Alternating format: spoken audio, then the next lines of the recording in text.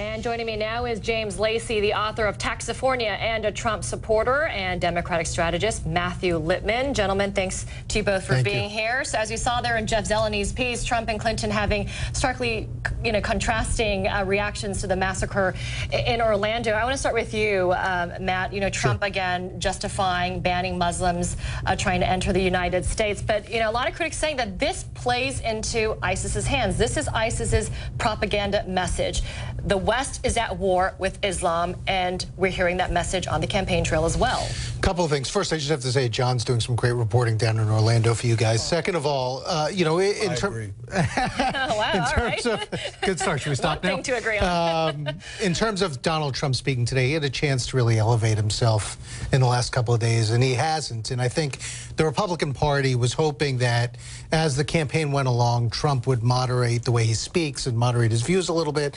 Clearly not happening. Today he spoke with a teleprompter and still was off the rails, so it's clearly not happening. You have the Republicans comparing him to Hitler and Mussolini the other day at Mitt Romney's conference, and you had one of the prominent Republicans saying today that he's very frightened because next month, or in the next few weeks, Trump is going to be getting a national security briefing, which is kind of unbelievable. I think a lot of people, this has gone very far already, but Trump's plans are, crazy and all over the map, and unfortunately, we have to take them seriously because he's the Republican nominee. That's the sad situation we're in.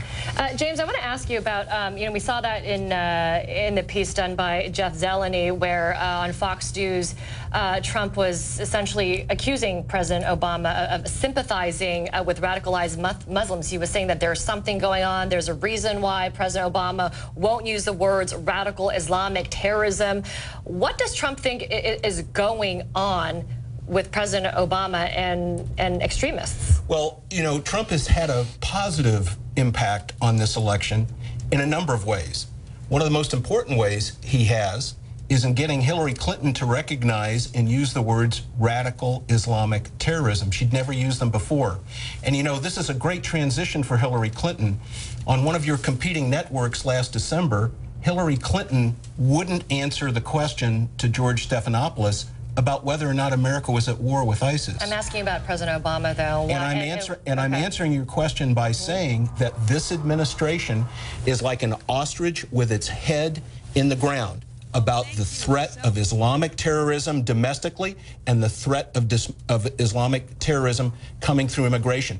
Donald Trump has changed through his campaign the entire rhetoric as far as the administration is concerned. We have a weak administration as far as America's national security is concerned. And when you see all of these terrible events that have happened across the world, 300 people killed in Paris, all the people that were killed in Boston, the 49 souls that were most recently, it has its root in the problem of political correctness and not addressing the real issue. And the real issue is radical Islamic terrorism, which the Democrats don't want to talk about. And James, the question right now is I'm trying to get to the bottom of what Trump was trying to say when he said that there's something going on when it comes to President Obama refusing to use the words radical Islamic terrorism. We know that in the past Trump has suggested, Obama I think it's fairies dancing on a pinhead.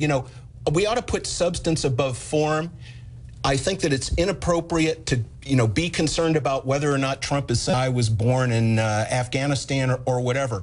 The reality is that we have people who are unemployed and underemployed. We had the worst jobs report in the history of the nation for over the last 5 years. The American economy is almost in shambles, and Donald Trump wants to do something about it. And I think that because he is politically incorrect, he's a cultural icon, the media sometimes gets it wrong about him. He's more like talking to your neighbor than he is about talking to some automatic robot, like Jeb Bush was when he was addressing all of his issues. It's important to tell the truth as well, not just being politically. What's untruthful about what Trump had to say? Trump, it was simply he said several untruths today, right, during his speech. Number one, he said that the shooter was from Afghanistan. Not he untruths. Also said that Clinton wants an untruth to. That's a lie. That's a lie. Is a lie. That's a lie. Absolutely. It's not a lie. An untruth is a lie. What Donald Trump is doing is he's changing the entire rhetoric as far as this campaign is concerned, and I think you ought to give him a little slack. Then let's talk about gun control, because, you know, James, you mentioned this last hour that nobody on a terror watch list should ever be able to get a gun. Is that correct? So you're calling for total gun control? No, what I said is that under this Obama administration, somebody who was on a terror watch list and on a no-fly list was able to kill 49 people and get off the list. So the law should be changed for stricter gun control? The issue is getting on and off the list. That's the issue, because you can't, you realize that a white supremacist killed 300 people in Oklahoma City in the early 1990s with fertilizer and diesel fuel. He didn't have any automatic weapons. So the Tsarnaev brothers killed 14 people in Boston and maimed 250 people. We have a lot of shootings in the United States. We've had a lot of shootings that they got at a Target store. We've had a lot of shootings in the United States over time. The United States has more guns than we have people in the United States. There are more killings in the United States than any other country. Obviously not a coincidence.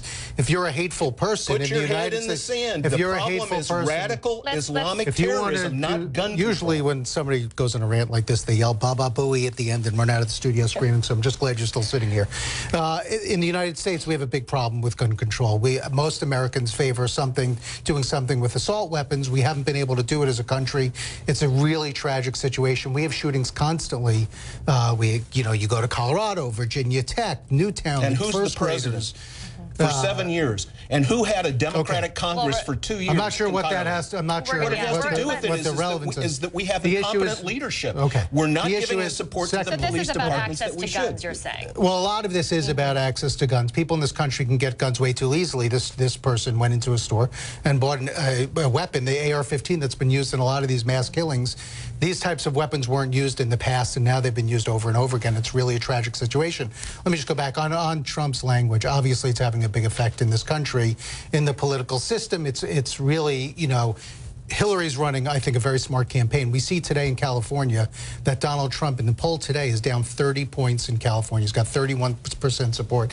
And the amazing thing about that is that 31% of the people are supporting Donald Trump in California. That's amazing. Well, we're going to have to leave it there, gentlemen, because obviously the question around the world, is about gun control in the U.S. Every time they look up on the news and there's a mass shooting, it's typically in the United States. And I think what's shocking to a lot of people is that the shooter was someone who was investigated by the FBI not once, but twice, and had been on federal terror watch lists before, and yet he was still able to and he was taken off of the list. That's the problem. You have Democrats that care more about the rights has nothing to do with Democrats. The FBI took him off the list. Has nothing to do with Democrats. A lively discussion as always. Matthew Littman and James Lacy. Good to have both of you on. Thanks for both of your perspectives. All right, we're going to take a short break.